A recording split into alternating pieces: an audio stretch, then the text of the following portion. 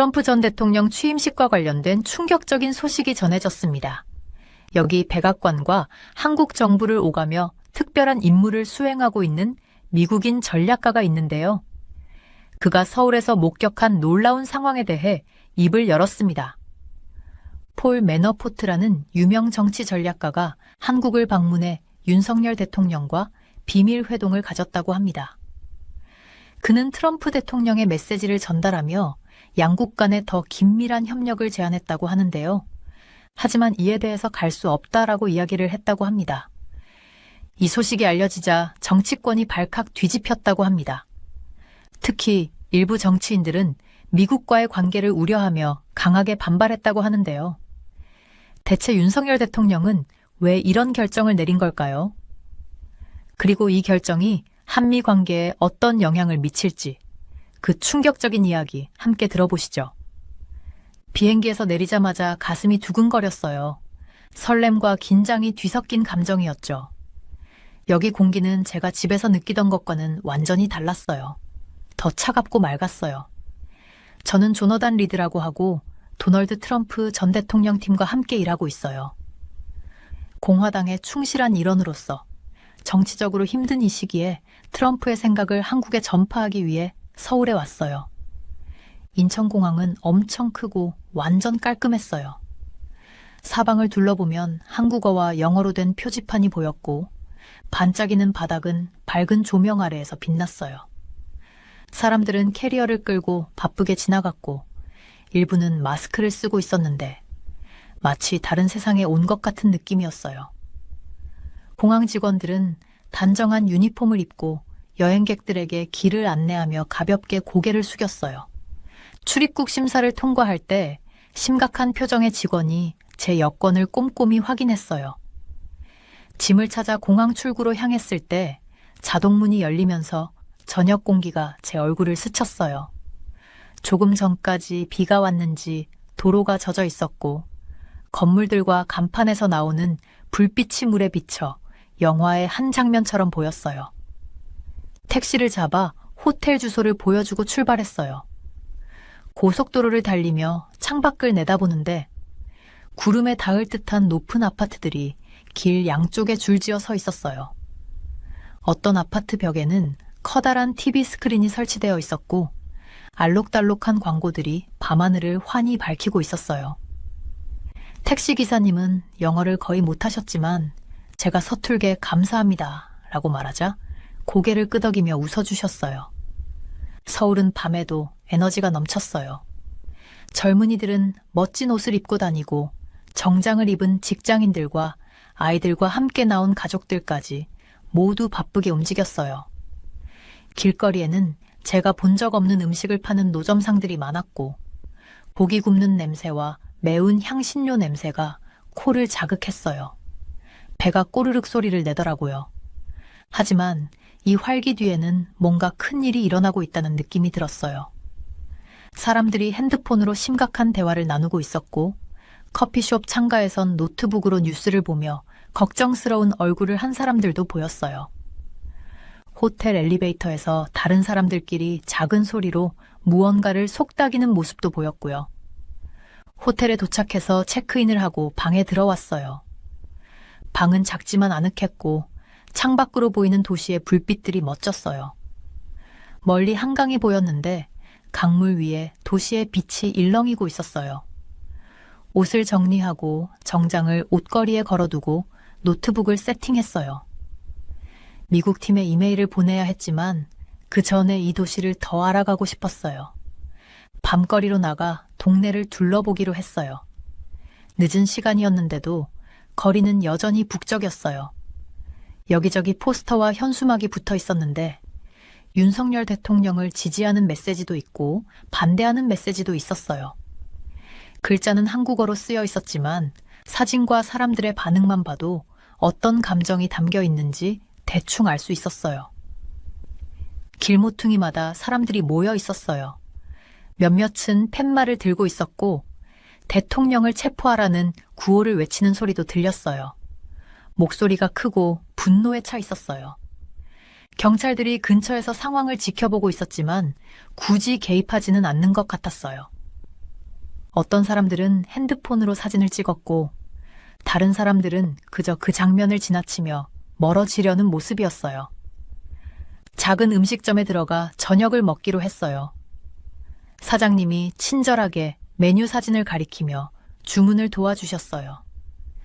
제가 처음으로 먹어본 한국 음식은 따뜻하고 매콤한 국밥이었어요. 밥이 함께 나왔는데 정말 맛있더라고요. 한쪽 벽에 걸린 TV에서는 뉴스가 나오고 있었는데 말은 알아듣지 못했지만 뉴스 앵커들의 심각한 표정과 화면 속 장면들만 봐도 나라가 뭔가로 갈라져 있다는 느낌이 들었어요. 거대한 거리 시위 장면과 기자들로 둘러싸인 정부 건물들이 화면에 계속 나왔어요. 다시 호텔 방으로 돌아와 창밖을 내다보며 서울의 야경을 바라봤어요. 고층 빌딩과 오래된 사찰이 어우러진 서울은 정말 아름다웠어요. 하지만 공기 중에 뭔가 긴장감이 느껴졌어요. 이 도시는 지금 숨을 죽이고 앞으로 다가올 일을 기다리는 것 같았어요. 침대에 눕기 전 제가 예상했던 것과는 많이 다르다는 생각이 들었어요. 단순한 임무가 아니었어요. 저는 지금 역사가 만들어지는 현장에 서 있었어요. 다음 날 아침 저는 경찰청으로 향했어요. 회색 하늘을 배경으로 서 있는 그 건물은 크고 위압적이었어요. 입구에는 짙은 색 제복을 입은 경찰들이 경계하며 서 있었는데 얼굴엔 긴장감이 가득했어요. 계단을 올라갈 때마다 심장이 점점 빨리 뛰었어요. 여기는 미국에서 흔히 보던 경찰서와는 달랐어요. 모든 게 훨씬 더 엄숙하고 뭔가 긴박한 느낌이었어요. 건물 안으로 들어가니 분위기가 팽팽했어요. 경찰관들이 복도를 빠르게 오가며 무거운 서류를 나르거나 휴대폰에 대고 다급히 대화하는 모습이 곳곳에서 보였어요. 발소리가 반짝이는 바닥에 울려 퍼지고 있었어요. 저는 최대한 조용히 눈에 띄지 않게 주변을 관찰해야 했어요. 제 임무는 보는 모든 것을 기록하고 보고하는 거였거든요. 벽에는 역대 경찰청장의 사진들과 수많은 상장들이 걸려 있었어요. 내부는 깔끔하고 정리되어 있었지만 어딘가 잘못된 듯한 기운이 느껴졌어요. 경찰관들의 얼굴엔 피곤함이 역력했고 다크서클이 선명했어요. 몇몇은 구석에 모여 속삭이듯 대화를 나눴고 다른 사람들이 다가오면 대화를 멈추더라고요. 마치 벌집이 공격을 받은 듯한 분위기였어요. 모두가 바쁘게 움직였지만 그 안엔 걱정과 긴장이 깔려 있었어요. 작은 디테일에서도 많은 걸 알 수 있었어요. 책상 위에는 텅 빈 커피잔과 에너지 드링크 캔들이 쌓여 있었고 몇몇 책상 밑에는 침낭이 놓여 있었어요. 아마 집에 가지 못하고 여기서 밤을 새운 것 같았어요. 지나가던 휴게실에는 뉴스가 나오고 있었고 모여있던 경찰관들의 얼굴엔 심각한 표정이 역력했어요. 화면에는 거리 시위 장면과 정부 관련 소식이 계속 나오고 있었어요. 그중 한 베테랑 경찰관과 대화할 기회가 있었어요. 그는 경찰에 20년 넘게 몸담아 왔다고 했는데 지금처럼 복잡한 상황은 처음 본다고 하더라고요. 경찰은 원래 시민들을 보호하고 질서를 유지하는 역할을 해야 하지만 지금은 정치적 싸움에 휘말리고 있다고 했어요. 민주당 쪽에서 대통령 체포에 초점을 맞추라는 압박이 많다고 하더라고요. 그는 손을 떨며 커피를 또 한 잔 따랐어요. 그 경찰관은 건물 내부의 공개된 공간들을 보여줬어요.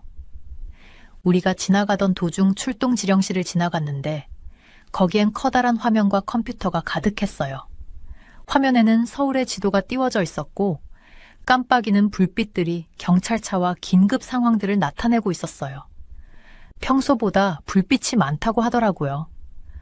복도 한쪽엔 게시판이 있었는데 최근 시위와 정치 사건들에 대한 신문 기사들이 빼곡히 붙어 있었어요. 군중들이 팻말을 들고 있는 사진, 시위 현장에서 방패를 든 경찰관들의 모습 같은 기사들이 눈에 띄었어요. 기사 내용은 한국어였지만 사진만 봐도 분위기를 충분히 느낄 수 있었어요. 점심시간이었지만 구내 식당은 거의 비어 있었어요. 경찰관들은 일이 너무 많아 점심을 거르고 계속 일하고 있는 것 같았어요. 간신히 앉아서 식사하는 몇몇 경찰들은 소그룹으로 모여 조용히 대화를 나누고 있었고, 우리가 지나가자 대화를 멈추고 경계의 눈초리로 쳐다봤어요. 견학의 막바지 즈음 고위급 경찰관들이 회의실로 급히 들어가는 모습을 봤어요. 그들 얼굴엔 걱정이 가득했고 두꺼운 서류 뭉치를 들고 있었어요. 유리벽 너머로 그들이 프레젠테이션 화면을 가리키며 고개를 저으면서 이야기하는 모습이 보였어요. 저를 안내해준 경찰관은 아마도 다가오는 대규모 시위 대처 방안을 논의 중일 거라고 했어요. 건물을 나가기 전 저는 한쪽 벽에 걸린 사진들을 보게 되었어요. 지역사회와 함께했던 경찰들의 활동 모습이 담긴 사진들이었어요. 아이들과 놀아주는 모습, 어르신들을 돕는 모습, 그리고 지역 축제에 참여하는 장면들. 사진 속 얼굴들은 모두 밝고 평화로웠어요. 지금의 모습과는 너무 대조적이어서 마치 다른 세계에서 찍힌 사진 같았어요. 그 경찰관도 사진을 바라보며 한숨을 쉬더니 빨리 평범했던 시절로 돌아가고 싶다고 말했어요. 밖으로 나와 건물 주변을 보니 평소보다 훨씬 많은 경찰차가 주차되어 있었어요. 경찰관들이 장비를 점검하며 무정의를 통해 대화를 나누고 있었어요. 뭔가 큰 일이 준비되고 있는 것 같았지만 누구도 구체적으로 설명해 주지 않았어요. 저를 안내했던 경찰관은 피곤한 미소를 지으며 작별 인사를 했어요. 그는 다시 일하러 가야 한다고 했어요. 요즘엔 항상 할 일이 많다고 하더라고요. 서울에서의 셋째 날은 이른 새벽부터 시작됐어요. 해가 막 떠오르며 도시를 부드러운 주황빛으로 물들이고 있었는데 암호화된 메시지가 제 핸드폰에 도착했어요. 이 메시지는 국가경찰청 내부에서 일하는 한 연락처로부터 온 것이었는데 내용을 읽으면서 손에 땀이 맺혔어요. 도널드 트럼프 팀이 한국의 대선에 영향을 미치려고 적극적으로 움직이고 있다는 내용이었어요. 호텔 근처의 작은 커피숍에 앉아 메시지를 찬찬히 읽어봤어요. 커피는 진했고 복잡한 상황을 이해하는 데 도움이 됐어요. 창밖에선 사람들이 아무것도 모른 채 평범한 하루를 보내고 있었어요. 메시지에 따르면 폴 매너포트라는 유명한 정치 전략가가 이 일에 깊이 관여하고 있었어요. 트럼프의 캠페인에서도 활약했던 매너포트는 무언가를 이루는데 사람들 모르게 뒤에서 일하는데 능숙한 사람이었어요. 지금 그는 한국에 와서 특정 한국 정치인들과 트럼프 팀 간의 관계를 강화하려고 비밀리에 움직이고 있었어요. 그날 오후 매너포트와 윤석열 대통령이 비밀 회동을 가졌다는 소식을 들었어요. 그들은 한국과 미국이 군사 및 경제적으로 더 긴밀하게 협력하는 방안에 대해 논의했다고 해요. 매너포트는 윤 대통령에게 이렇게 말했다고 하네요. 한국의 성공은 이 지역에서 미국의 계획에 매우 중요합니다. 우리는 양국을 더 강하게 만들기 위해 협력해야 합니다. 하지만 윤석열 대통령 측에서는 지금은 국민들과 같이 위해 싸워야 할 때입니다. 취임식에 참석하는 것보다 우리의 임무를 완수하는 것이 더 중요합니다. 국민들의 신뢰를 얻고 그들을 위해 최선을 다하는 것이 우선입니다. 라고 했다고 합니다. 이 상황은 생각했던 것보다 훨씬 더 복잡했어요. 단순히 한두 사람이나 한 번의 회의로 끝나는 일이 아니었어요.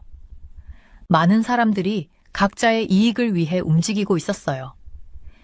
일부 한국 정치인들은 미국과 가까운 관계를 유지하고 싶어 했고, 다른 이들은 한국이 외부의 영향 없이 스스로 결정을 내려야 한다고 주장했어요.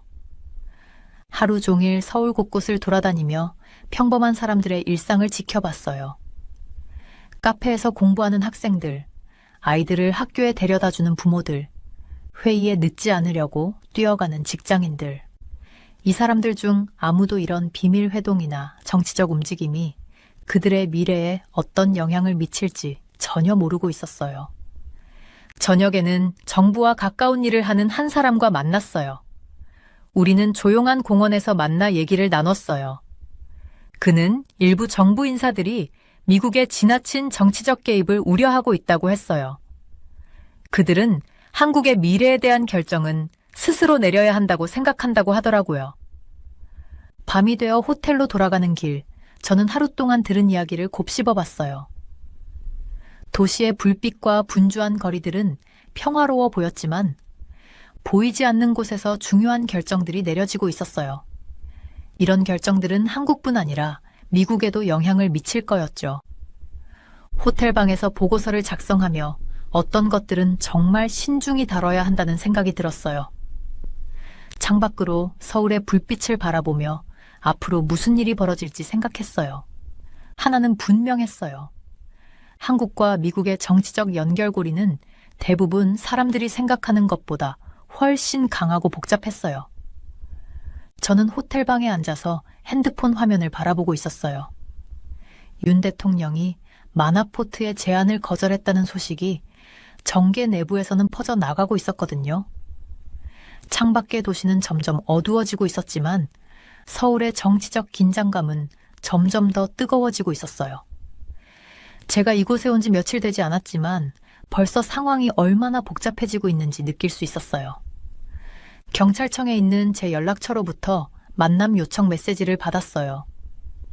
1시간 후 저는 강남역 근처의 작은 카페에서 그를 만났습니다. 그곳은 사람들이 꽤 많아서 우리의 대화를 신경 쓰는 사람은 없었지만 그래도 서로 이야기를 들을 수 있을 만큼은 조용했어요. 제 연락책인 김 경사는 무척 피곤해 보였어요. 그의 눈 밑에 짙은 다크서클이 그가 제대로 잠을 못 잤다는 걸 말해주고 있었어요. 경찰 조직이 지금 분열되고 있어요. 그는 커피를 천천히 저으면서 말했어요. 우리 중 절반은 대통령의 명령을 따르려고 하고 나머지 절반은 야당의 의견을 따라야 한다고 생각해요. 이제는 뭐가 옳은지도 모르겠어요. 그는 경찰관들이 휴게실에서 서로 언쟁을 벌이고 복대서는 눈을 마주치지 않으려고 한다고 설명했어요. 심지어 몇몇 경찰관들은 다른 부서로의 전출을 요청하기까지 했대요. 그 이후 며칠 동안 저는 서울 곳곳의 경찰서를 방문했어요. 제가 방문한 모든 곳에서 똑같은 문제를 목격했어요. 마포에 있는 한 경찰서에서는 두 경찰관이 자신들이 어느 정당을 지지해야 하는지에 대해 거의 싸움이 날 뻔했어요. 결국 그들의 상사가 두 사람을 말리고 그날 집으로 돌려보내야 했어요. 이런 스트레스가 모든 사람에게 영향을 미치고 있었어요. 상황은 몇몇 경찰서장들이 야당 지도자들과 비밀 회동을 했다는 뉴스가 유출되면서 더 악화되었어요. 제가 압구정의 한 고급 레스토랑으로 그들이 들어가는 모습을 찍은 사진을 입수했거든요. 사진이 그렇게 선명하진 않았지만 문제를 더 키우기엔 충분했어요. 이 사진들이 온라인에 퍼지자 경찰서 앞에서 거대한 시위가 벌어졌어요. 저는 시청 근처에서 벌어진 그 시위 중 하나를 직접 지켜봤어요. 수천 명의 사람들이 피켓을 들고 경찰 개혁을 외치고 있었어요. 어떤 사람들은 경찰이 대통령을 체포하라고 요구했고 또 어떤 사람들은 그를 옹호했어요. 시위 현장을 지키던 경찰관들은 무척 불편해 보였어요. 그들은 양쪽 모두를 보호해야 했는데 정작 자신들 내부에서도 충성심이 나뉘어 있었으니까요. 다양한 경찰 관계자들과의 회의를 통해 저는 더 깊은 문제들을 알게 되었어요. 많은 경찰관들이 아예 일을 그만둘 생각까지 하고 있었어요.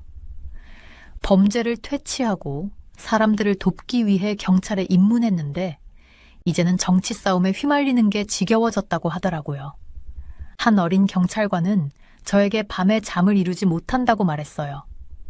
직장에서 잘못된 결정을 내릴까봐 두렵대요. 위기는 일부 경찰 부서가 서로 협조를 거부하기 시작하면서 새로운 국면에 접어들었어요. 용산구에선 한 팀이 다른 팀과 정보를 공유하지 않으려고 했어요. 그 이유는 서로 다른 정치적 입장을 지지하고 있었기 때문이었어요. 이런 상황은 범죄를 해결하고 시민들을 돕는 일을 더욱 어렵게 만들었어요. 그리고 시민들은 경찰에 대한 신뢰를 잃기 시작했는데 이건 문제를 더 악화시켰어요. 저는 경찰 신입 교육을 담당하는 훈련소를 방문해서 새롭게 들어온 신입들이 이 상황을 어떻게 받아들이고 있는지 직접 보고 싶었어요. 그곳의 강사들은 학생들에게 중립을 유지해야 한다는 걸 가르치는데 어려움을 겪고 있었어요. 시스템 자체가 이미 정치적으로 갈라져 있었기 때문이에요. 한 교실에서는 신입 훈련생들이 경찰이 정치적 의견을 가져도 되는지에 대해 열띤 토론을 벌이고 있었어요. 이 문제는 경찰 조직뿐만 아니라 다른 공공기관에도 퍼져나갔어요. 소방서, 응급서비스, 심지어 대중교통 종사자들까지도 편을 나누고 있었어요. 이런 상황 때문에 도시가 제대로 운영되기 어려워졌어요. 예를 들어 단순한 교통 통제조차도 각 지역의 경찰관들이 서로 협조하지 않으면서 복잡해지고 있었어요. 해가 막 떠오르기 시작했을 때 제 핸드폰이 메시지 알림 소리로 울리기 시작했어요. 누군가가 미국과 한국의 미디어 회사들이 정치 위기에 대해 사람들의 생각을 조작하려는 시도에 관한 문서를 유출했더라고요. 저는 호텔 방에서 그 문서들을 읽으며 아침 내내 누가 무엇을 어떻게 조작하려 했는지 꼼꼼히 메모했어요. 한국 신문 몇몇 곳은 윤 대통령을 나쁘게 보이게 하는 기사를 쓰기 위해 몰래 돈을 받았다는 내용도 있었어요. 반면에 다른 미디어들은 대통령을 지지하라는 압박을 받고 있었어요. 이렇게 서로 다른 이야기가 나오면서 진실은 점점 더 흐려지고 있었어요. 기자로서 이런 상황이 정말 답답했어요. 사람들은 진짜로 무슨 일이 일어나고 있는지 알 권리가 있다고 생각했거든요. 저는 서울 곳곳의 동네를 걸으며 사람들이 뉴스를 어떻게 접하고 있는지 좀 더 주의 깊게 살펴보기 시작했어요. 작은 식당에서는 사람들이 온라인에서 본 기사를 두고 말다툼을 벌이고 있었어요. 공원에서는 친구들이 각자 핸드폰으로 읽은 기사들을 공유하고 있었는데 종종 서로 전혀 다른 출처에서 온 기사들이었어요. 모두가 자신만의 진실을 가지고 있었고 무엇이 진짜인지 점점 더 알기 어려운 상황이었어요. 지역 커뮤니티 센터를 방문했을 때 자원봉사자들이 사람들에게 뉴스를 좀 더 잘 이해할 수 있도록 돕고 있었어요. 그들은 출처를 확인하는 법이나 가짜뉴스를 구분하는 방법 같은 수업을 열었고 이 강의는 항상 사람들로 가득 찼어요. 한 노인은 자신은 이제 핸드폰에 속는 게 지겨워서 매일 이곳에 온다고 저에게 말했어요. 소셜미디어의 영향력은 정말 엄청났어요. 저는 한국 트위터와 페이스북을 몇 시간 동안 스크롤하면서 뉴스가 어떻게 퍼지고 변형되는지 지켜봤어요. 어떤 이야기는 아침에 작은 루머로 시작되었다가 저녁이 되면 대형 스캔들로 발전해 있었어요. 사람들은 사실 확인도 하지 않고 내용을 공유했고 이 때문에 정치적 상황은 더 혼란스러워졌어요. 소셜미디어 전문가들을 만나면서 서로 다른 그룹들이 어떻게 이 플랫폼들을 이용하고 있는지 알게 됐어요. 전문가들은 정치적 싸움, 양쪽 모두가 전담팀을 꾸려 온라인에서 메시지를 퍼뜨리는 데 몰두하고 있다고 설명했어요. 이들은 이야기들이 실제보다 더 인기가 많은 것처럼 보이게 만드는 기술을 사용했어요. 해외의 영향력도 뚜렷했어요. 저는 양쪽 모두가 미국의 정치 컨설턴트로부터 미디어 전략에 도움을 받고 있다는 증거를 발견했어요. 이들은 미국 선거에서 사용했던 방법들을 여기에 적용하고 있었지만 이런 방법들이 한국 문화에는 잘 맞지 않는 경우도 있었어요. 일부 한국인들은 자국 정치에 대한 외부 간섭에 분노하고 있었어요. 지역사회 분위기도 이런 영향으로 변하고 있었어요. 전통시장을 방문했을 때 그곳 상인들이 예전에는 정치적 견해와 상관없이 서로 친하게 지냈지만 지금은 서로 다른 편을 지지한다는 이유로 대화조차 하지 않는 걸 봤어요. 수십 년 동안 지역 주민들의 모임 장소였던 시장이 이제는 분열되고 있었어요. 특히 젊은 세대들이 이런 상황에 큰 영향을 받는 것 같았어요. 대학교 커피숍에서 학생들이 뉴스를 전혀 믿을 수 없게 된 자신들의 상황에 대해 토론하는 걸 들었어요. 그들은 서로 다른 현실 사이에 갇혀 있다고 느끼고 있었어요. 어떤 학생들은 부모님과 정치적 견해가 맞지 않아 대화를 끊었다고 말했어요. 가족들 사이의 갈등은 정말 안타까운 광경이었어요. 한 가족 식당에서는 부모와 자녀들이 정치 얘기로 말다툼을 벌이며 함께 식사를 즐기지 못하는 모습을 보게 되었어요. 식당 주인은 이런 광경이 이제 흔해졌다고 저에게 말했어요. 정치는 정부나 권력과 관련 없는 가족 관계까지도 깨뜨리고 있었어요. 제가 서울에서 머물던 시간이 끝나갈 무렵 이 모든 상황이 한국의 미래에 어떤 의미가 있을지 계속 생각하게 되었어요. 마지막 한 주 동안 저는 이 문제를 해결하려고 노력하는 사람들을 만나러 다녔어요. 그들의 이야기는 비록 지금 상황이 어둡게 보일지라도 희망이 있다는 걸 느끼게 해줬어요. 대학교 교수들로 구성된 한 그룹을 방문했는데 이들은 국가의 분열을 치유하기 위한 계획을 세우고 있었어요. 그들은 정치적으로 다른 입장을 가진 사람들이 평화롭게 만나서 대화를 나눌 수 있는 프로그램을 만들어 운영 중이었어요. 저는 그들 모임 중 하나를 직접 지켜봤는데 처음에는 서로에게 화를 내던 사람들이 결국에는 공감대를 찾고 대화를 이어가는 모습을 볼 수 있었어요. 비즈니스 업계에서도 해결책을 찾기 위해 노력하고 있었어요. 저는 몇몇 회사 대표들을 만났는데 이들은 정치적 분열이 한국 경제에 미치는 영향을 걱정하고 있더라고요. 그들은 혼란 속에서도 사업을 원활히 운영하기 위해 서로 협력하고 있었어요. 한 CEO는 직원들이 정치적 의견이 달라도 그것이 업무에 영향을 미치지 않도록 신경 쓰고 있다고 말했어요. 저는 다양한 청년 단체들과도 시간을 보냈어요. 이 단체들은 서로 다른 정치적 배경을 가진 젊은이들을 한데 모으고 있었어요. 그들은 스포츠 경기나 음악 축제 같은 행사를 열어서 정치 이야기를 아예 금지했어요. 이런 행사들은 사람들이 다른 의견을 가졌더라도 함께 즐길 수 있다는 걸 보여줬어요. 종교계에서도 이 문제를 해결하려는 움직임이 있었어요. 몇몇 교회와 사찰을 방문했는데 그곳 지도자들이 평화와 이해를 촉진하기 위해 노력하고 있었어요. 이들은 통합을 주제로 한 특별 예배나 행사를 열었어요. 한 불교 사찰에서는 정치적으로 대립관계에 있는 사람들이 함께 앉아 명상을 하는 모습을 봤어요. 분열 속에서도 고요함을 찾는 모습이었죠. 일부 경찰관들은 시민들과의 신뢰를 회복하려고 새로운 이니셔티브를 시작했어요. 저는 한 지역 경찰팀을 따라가 봤는데 그들은 동네 주민들의 집을 하나하나 방문하면서 이야기를 듣고 걱정을 나누고 있었어요. 그들은 정치적 편을 들거나 체포하러 간 게 아니었어요. 단지 자신들이 여전히 모든 사람을 보호하고 싶어 한다는 걸 보여주려고 한 거였어요. 기술도 문제 해결에 기여하고 있었어요. 저는 프로그래머들로 구성된 한 그룹을 만났는데 그들은 사람들이 여러 출처에서 정확한 뉴스를 쉽게 찾을 수 있도록 도와주는 앱을 만들었어요. 사람들을 한쪽 시각에 갇히지 않게 하려는 노력의 일환이었어요. 국제사회도 한국의 상황을 주시하고 있었어요. 저는 몇몇 외교관들이 참여한 회의에 참석했는데 그들은 자신들의 나라에서 비슷한 문제를 겪은 경험을 나누며 해결 방안을 제안하고 있었어요. 서울에서의 마지막 밤, 저는 짐을 싸면서 제가 목격한 모든 일들을 떠올렸어요. 호텔 창문 밖으로 보이는 도시는 여전히 아름다웠고 활기차고 생동감이 넘쳤어요.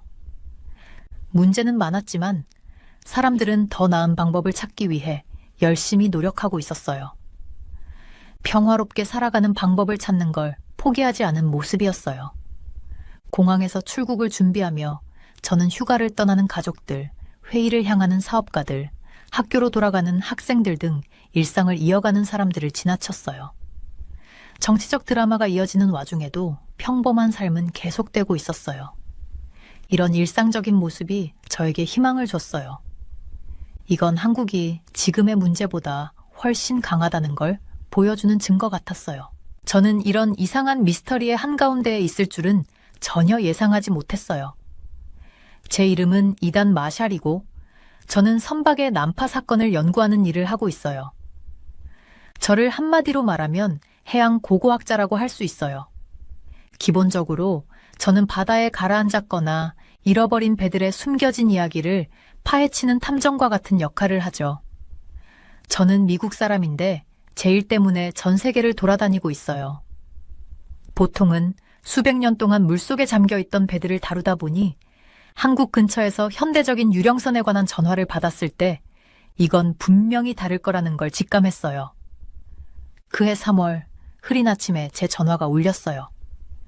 한국해양연구소의 김 박사님이 전화를 하셨는데 그녀의 목소리에는 흥분과 걱정이 섞여 있었어요. 마샬 씨, 우리가 당신의 전문 지식이 필요해요. 제주도 근처에서 이상한 걸 발견했어요. 김 박사님은 어부들이 한국 해안 근처의 갓거도라는 작은 섬 인근에서 무작정 떠다니고 있는 거대한 중국 화물선을 발견했다고 설명하셨어요. 그런데 이상한 점은 아무도 배에 타고 있지 않았다는 거예요. 한 명도 아니고 아무도요. 그 배에는 상태가 완벽했는데 마치 연못에 떠 있는 거대한 빈 음료수 캔처럼 그냥 떠다니고 있었어요.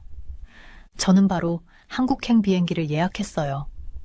10시간 후 저는 한국 해경의 선박 위에 서 있었고 저 멀리 미스터리한 화물선이 점점 더 커져가는 걸 보면서 다가갔어요. 배는 정말 거대했어요. 약 200톤의 강철이 부드러운 파도 위에 조용히 떠 있었죠. 배의 이름은 중국 문자로 선체에 쓰여 있었고 제 눈에 띄었던 건 다른 게 있었어요. 바로 현대식 구명 보트였어요. 배의 어두운 색깔에 비해 눈에 띄게 밝은 주황색으로 아직도 구명보트 발사 시스템에 완벽하게 붙어 있었어요. 우리가 배 옆에 다가가자 따뜻한 봄날에도 제 척추를 따라 차가운 기운이 흘렀어요.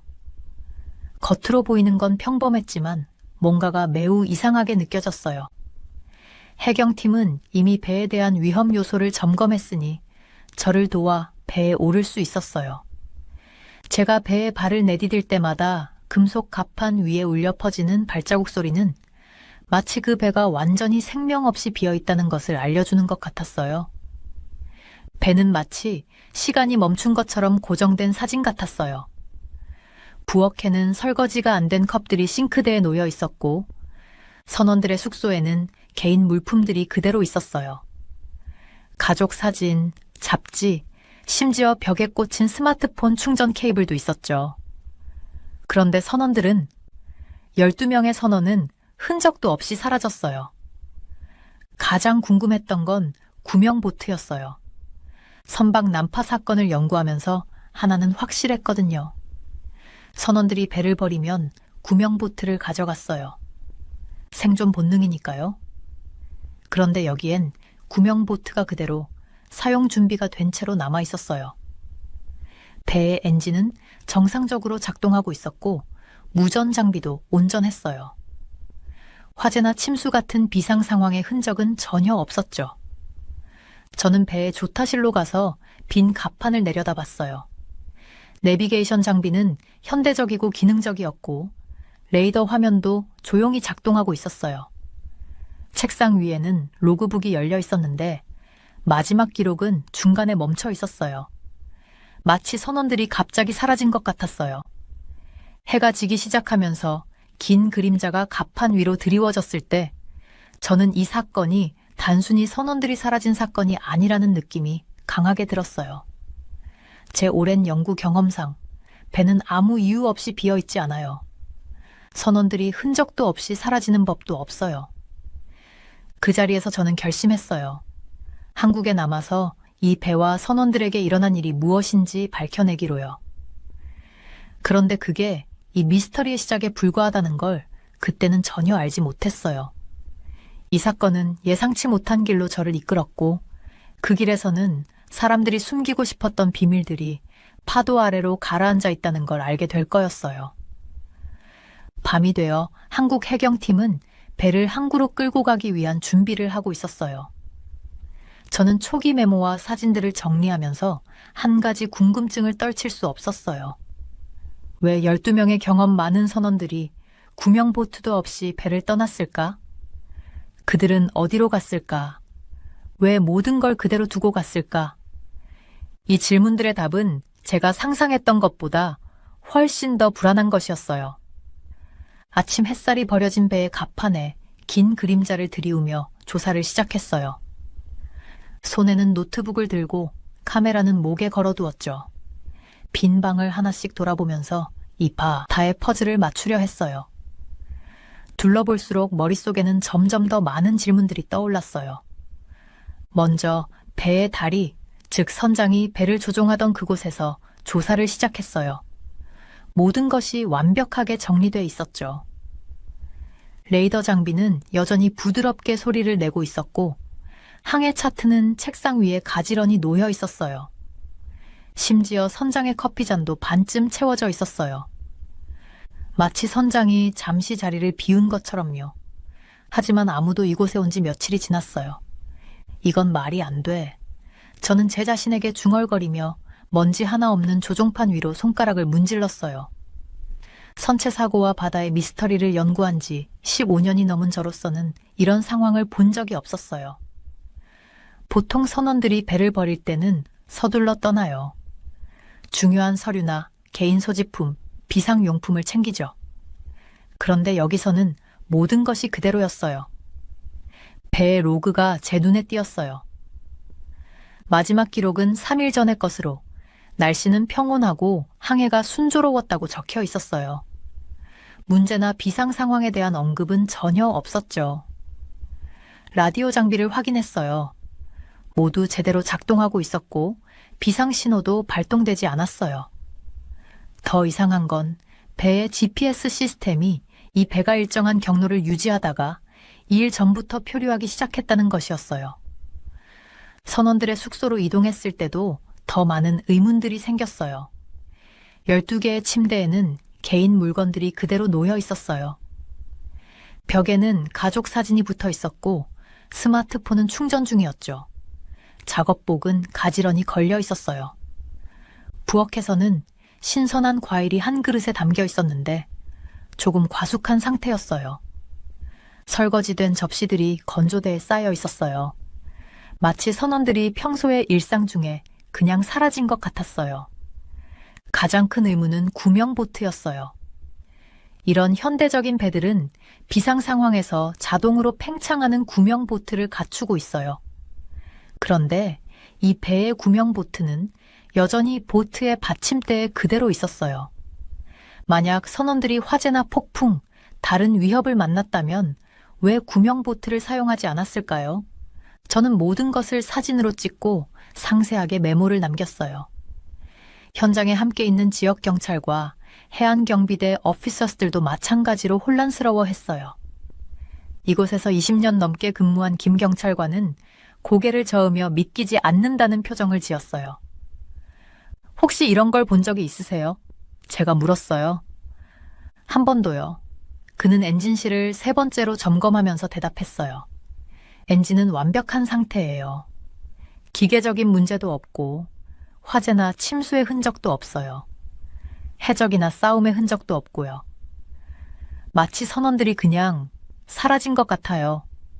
우리는 가능한 모든 설명을 생각해봤어요. 불법 이민일 수도 있을까요? 이 근처의 배들이 종종 사람들을 몰래 국경을 넘게 도와주기도 하니까요. 하지만 추가 승객이나 숨겨진 공간에 대한 증거는 없었어요. 보험 사기는 또 다른 가능성이었죠. 때때로 배 소유자들이 보험금을 노리고 일부러 배를 버리기도 하거든요. 하지만 이 배는 새 것이었고 가치가 높은 배여서 그런 이론은 설득력이 없었어요. 저는 배의 컴퓨터 시스템과 화물 기록을 몇 시간 동안 들여다봤어요. 이 배는 정상적인 소비자의 화물을 싣고 있었어요. 의심스러운 물건도 위험한 것도 없었죠. 모든 서류는 제대로 갖춰져 있었어요. 배를 소유한 회사는 정상적인 운영 역사도 있고 문제가 없어 보였어요. 해가 지기 시작하면서 텅 빈 갑판 위로 주황색 빛이 비추었어요. 따뜻한 저녁바람에도 불구하고 저는 등골이 오싹해지는 느낌을 받았어요. 이 버려진 배에서 뭔가 잘못된 느낌이었어요. 단지 미스터리한 것뿐만 아니라 깊이 불안한 기분이 들었어요. 제가 해양 고고학을 공부하며 많은 배 사고와 바다의 미스터리들을 연구했지만 모든 답이 더 많은 질문을 불러일으킨 경우는 처음이었어요. 배의 난간에 서서 파도가 선체를 부딪히는 모습을 지켜보면서 이 사건이 단순한 고립된 사건이 아닐 거라는 느낌이 들었어요. 아직 보지 못한 더 큰 그림이 있을 거라는 생각이었죠.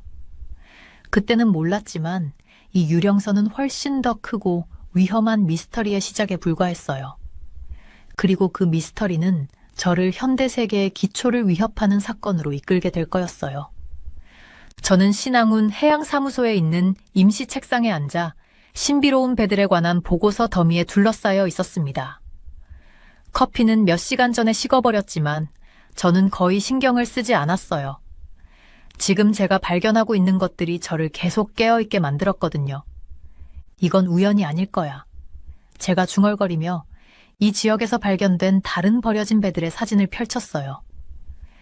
지난 1년 동안 중국 화물선 5척이 한국 주변 바다에서 빈 채로 떠 있는 것이 발견되었어요. 각각의 배는 제가 조사한 배와 똑같았죠. 승무원도 없고 제대로 된 구명보트는 그대로 남아 있었으며 왜 버려졌는지 알 수 없었어요. 그런데 다른 한 가지가 제 눈을 사로잡았어요. 저는 큰 해저지도 한 장을 꺼내서 책상에 펼쳤어요. 색이 다른 선들이 마치 거미줄처럼 얽혀 있었죠. 이 선들은 항로가 아니었어요. 바로 해저 케이블들이었죠. 우리가 사용하는 인터넷과 전화 통화를 바다를 넘어 전 세계로 전달하는 숨겨진 네트워크였어요. 저의 심장이 더 빨리 뛰기 시작했어요. 저는 각 유령선이 발견된 위치를 표시하면서 말했어요. 모든 배들이 이 중요한 케이블 바로 위에서 발견됐어. 야, 이거 좀 봐야 돼. 제가 김경희에게 말했어요. 그녀는 저를 따라왔고 저는 지도의 패턴을 가리켰어요. 이 배들이 발견된 위치를 봐. 전혀 우연이 아니야. 김경희는 고개를 기울이며 눈이 커졌어요. 케이블들. 그녀가 조용히 말했어요. 다 케이블 근처에 있어요. 저는 고개를 끄덕였어요. 이제 이 배들은 단순히 버려진 배들이 아니야. 이건 더 큰 무언가의 일부일 거야. 위험한 무언가 말이지.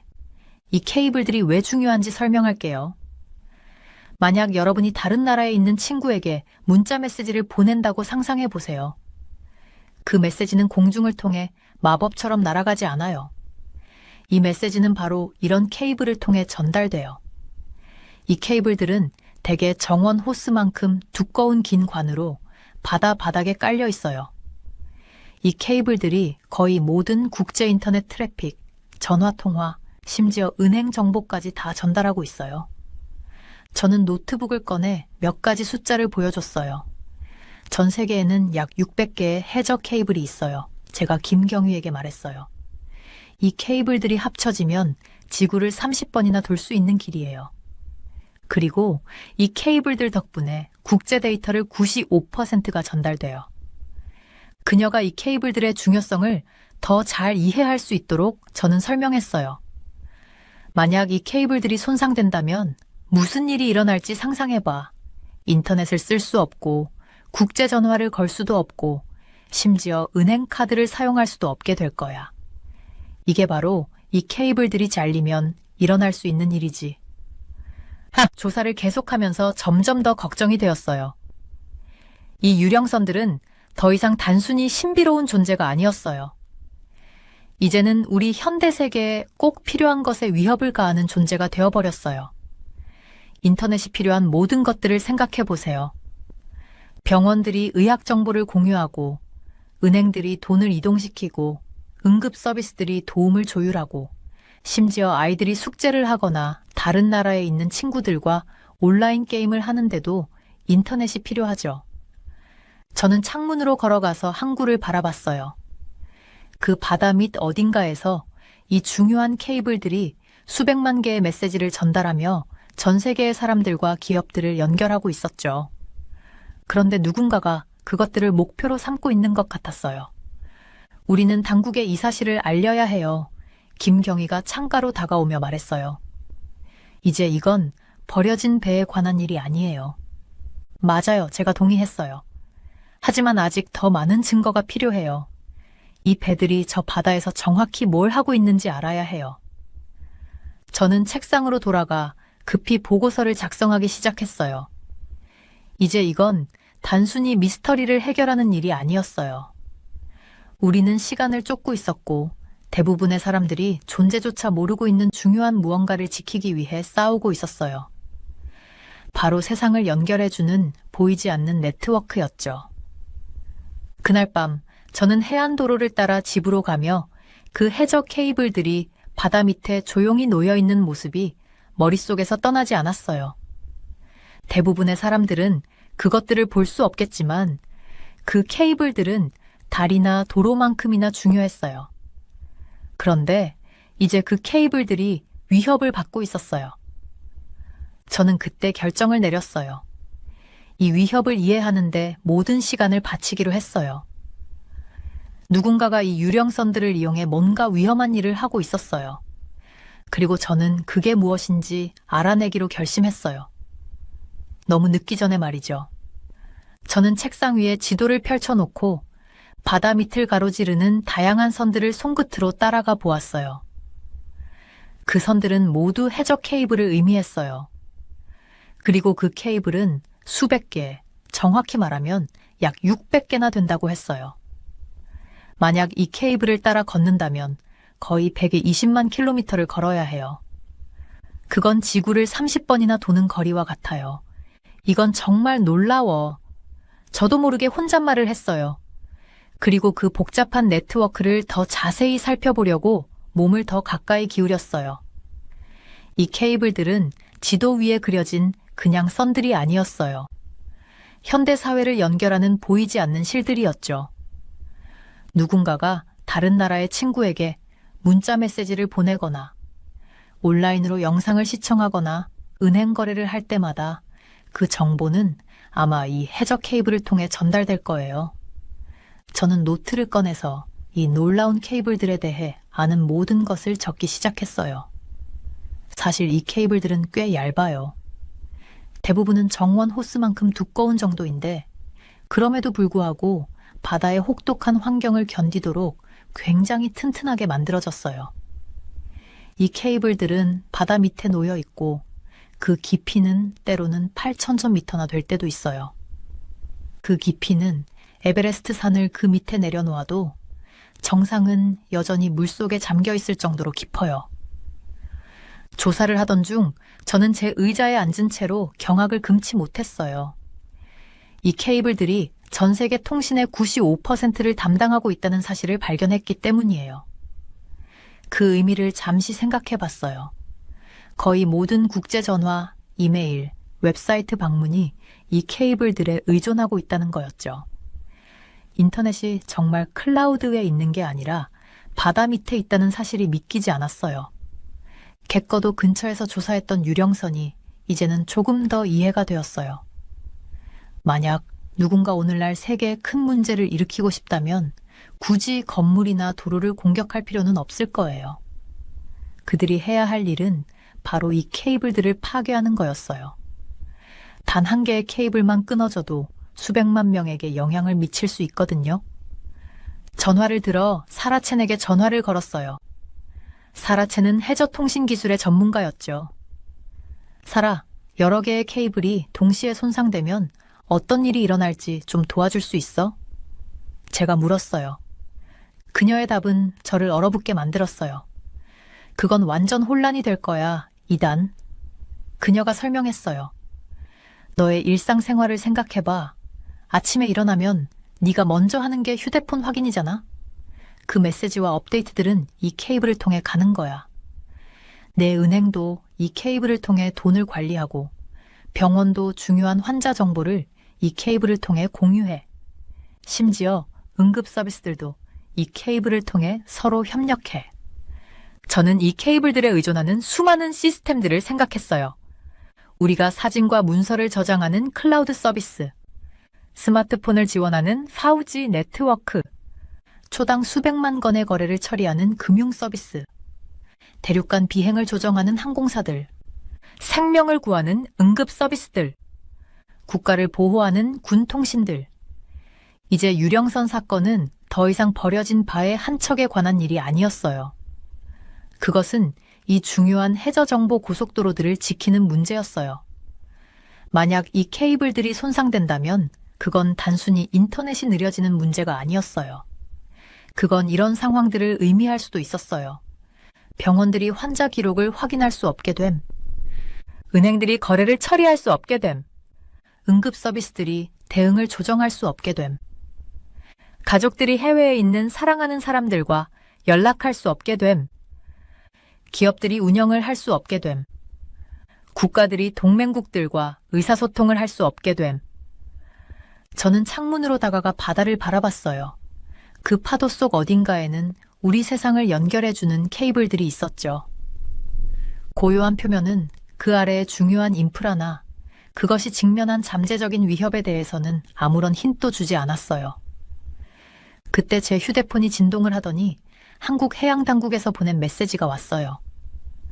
그들은 내일 유령선과 비슷한 사건에 대해 논의하기 위해 만나자고 했어요. 저는 즉시 회의를 확정하는 답장을 보냈어요. 전화를 끊으면서 제 조사가 얼마나 커졌는지 깨달았어요. 처음에는 버려진 배 하나에 관한 미스터리였지만 이제는 우리가 연결된 세상을 지키기 위한 훨씬 더 큰 위협을 이해하게 되었죠. 그날 밤 저는 잠을 잘 수 없었어요. 바다 바닥에 조용히 놓인 케이블들이 매초 수백만 개의 메시지를 전달하고 있다는 생각에 머릿속이 어지러웠어요.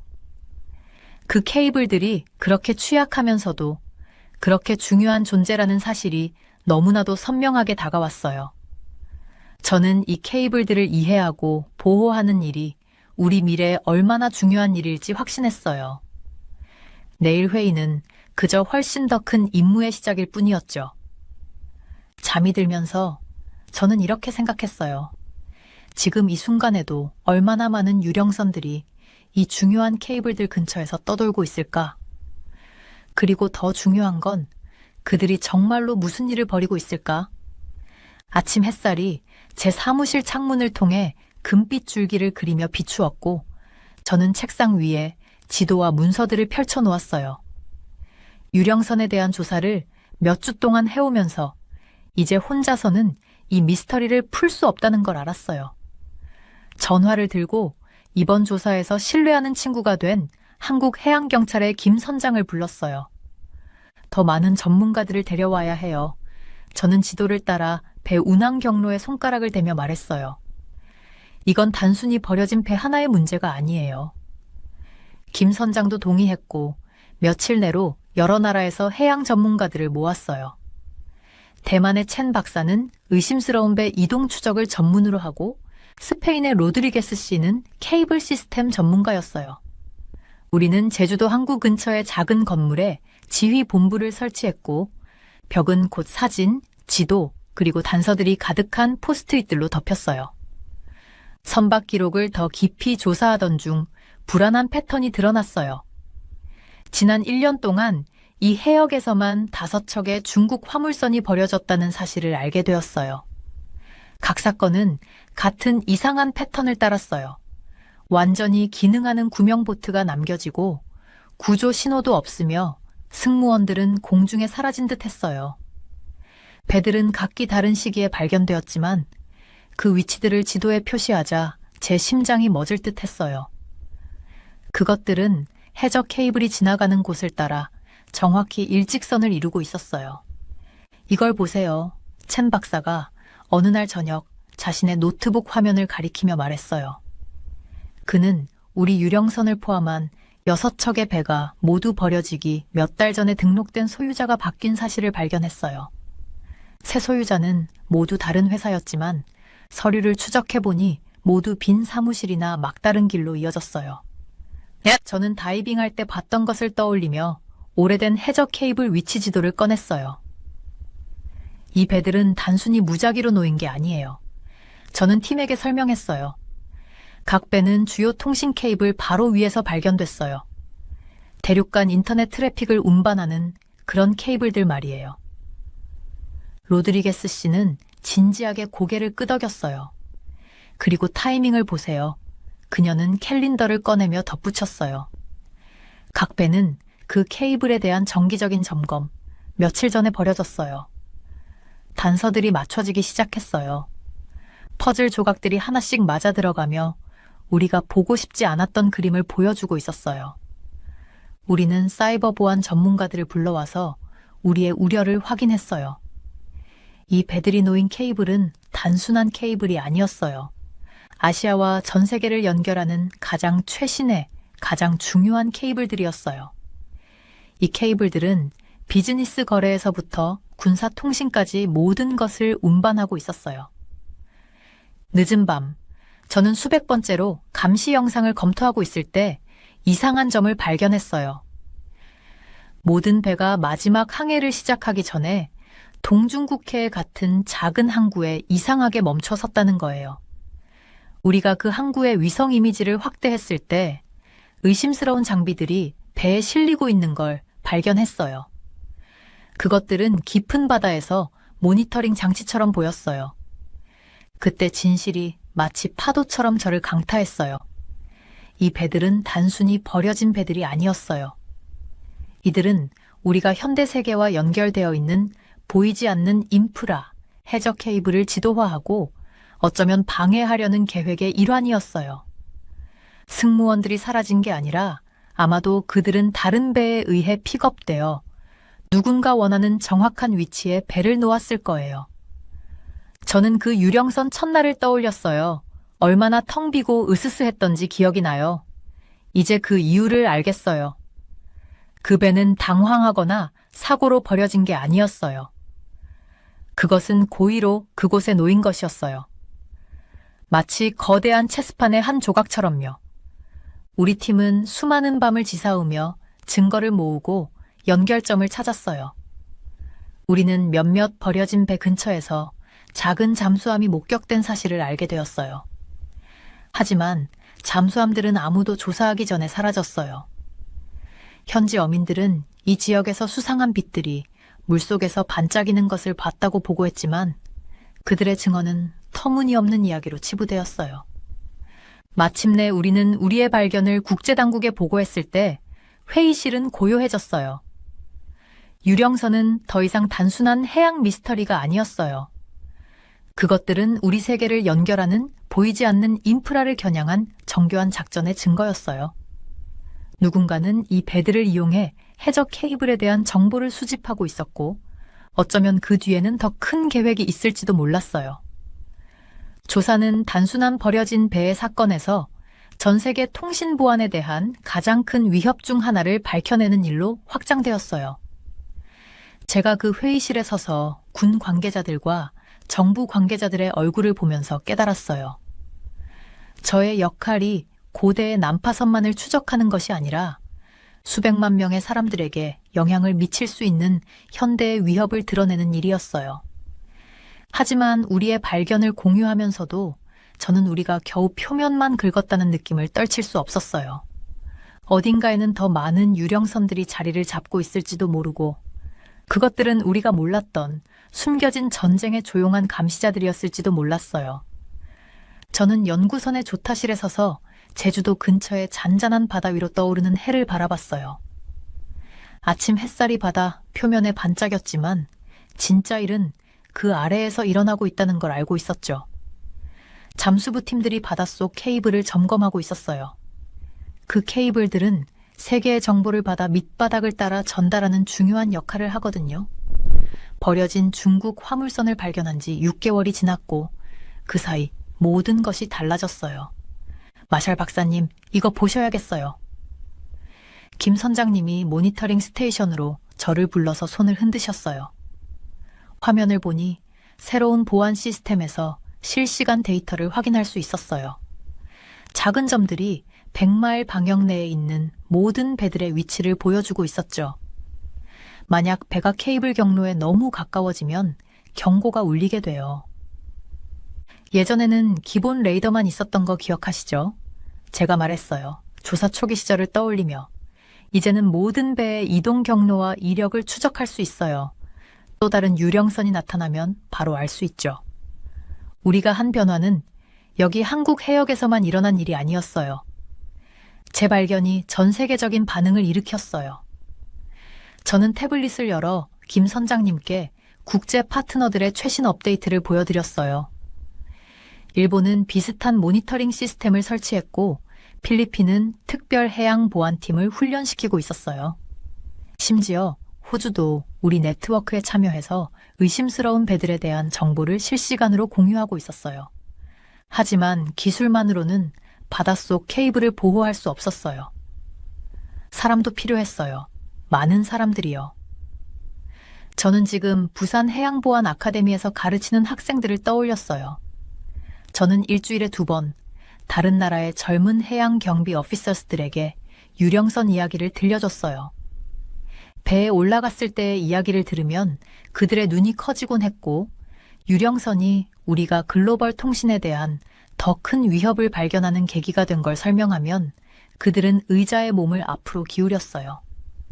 우리 아래의 케이블들은 단순한 인터넷 트래픽만 실어 나르는 게 아니에요. 저는 그들에게 말했어요.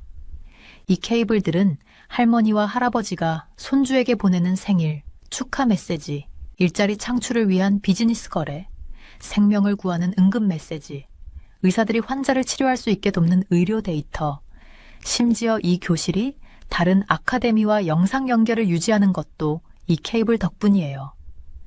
가장 큰 변화는 이제 국가들이 함께 일하는 방식이었어요.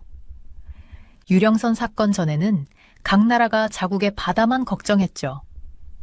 이제는 한국, 일본, 중국, 미국이 함께 협력하는 합동 순찰팀이 만들어졌어요.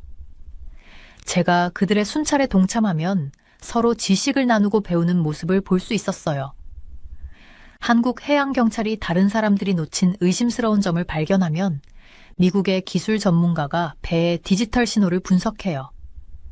지난주에는 우리의 새로운 시스템들을 시험해 보았어요. 한 화물선이 갑자기 항로를 변경하고 주요 케이블 경로 근처에 멈췄어요. 몇 분 안에 세 나라의 순찰 보트들이 출발했죠. 모니터링 스테이션에서 발사된 드론들이 실시간으로 영상을 제공했어요. 그 바에는 엔진 문제가 있었던 것으로 밝혀졌지만 그 대응이 얼마나 발전했는지를 보여줬어요. 저는 연구선 뒤쪽으로 걸어가서 파도를 바라봤어요. 어딘가 아래에서 그 중요한 케이블들이 바다를 가로질러 수백만 개의 메시지를 전달하고 있었어요. 그것들은 인간의 뇌의 신경 경로처럼 우리의 세계의 다른 부분들을 하나로 연결해주는 역할을 하고 있었죠. 유령선 사건은 우리가 이 연결이 얼마나 취약한지 깨닫게 해줬지만 동시에 그것을 보호하는 방법도 가르쳐 주었어요. 그때 제 전화가 울렸어요. 모니터링 시스템에서 또 다른 경고가 왔다는 거였죠. 이번에는 제한구역 근처로 너무 가까이 간 어선이었어요. 순찰보트가 그 배를 안전한 물로 유도할 예정이었죠. 6개월 전 그때가 얼마나 혼란스러웠는지 떠올리며 웃음이 나왔어요. 아직 해야 할 일이 많지만 이제는 우리가 더 잘 준비된 상태라는 걸 느꼈어요. 우리 배가 항구로 돌아가면서 저는 국제해양보안협의회에 제출할 보고서를 생각했어요. 그들은 우리 새로운 보호 조치들이 효과가 있었는지 궁금해했죠. 저는 우리의 성공 사례를 이야기할 거예요. 하지만 동시에 우리가 안심할 수 없다는 것도 상기시킬 거예요. 바다는 너무 광활하고 위협은 어디서든 나타날 수 있으니까요. 돌아갈 준비 되셨나요? 마샬 박사님? 김 선장님이 물으셨어요. 준비됐어요. 제가 대답하면서 마지막으로 수평선을 바라봤어요. 유령선 사건은 제 삶을 예상치 못한 방식으로 바꿨죠. 저는 한때 과거를 연구하는 고고학자였지만 이제는 미래를 지키는 일을 하고 있어요. 아카데미에서 학생들이 졸업하는 모습을 볼 때나 국제팀들이 함께 일하는 모습을 볼 때마다 우리가 올바른 방향으로 나아가고 있다는 걸 느껴요. 바닷속 케이블에 대한 위협은 여전히 존재하지만 이제 우리는 무력하지 않아요. 우리는 우리의 바다를 감시할 수 있는 기술을 가지고 있고 위협에 대응할 수 있는 사람들이 있으며 무엇보다 중요한 건 서로 협력하는 단합된 힘이 있다는 거예요. 우리 배가 항구로 향하는 동안 저는 내일 아카데미에서 수업할 이야기를 떠올렸어요. 이제 더 이상 신비한 빈배에 관한 이야기만 아니라 어떻게 서로 다른 나라 사람들이 함께 모여서 우리를 연결하는 보이지 않는 네트워크를 보호할 수 있는지에 대한 이야기도 나누게 될 거예요.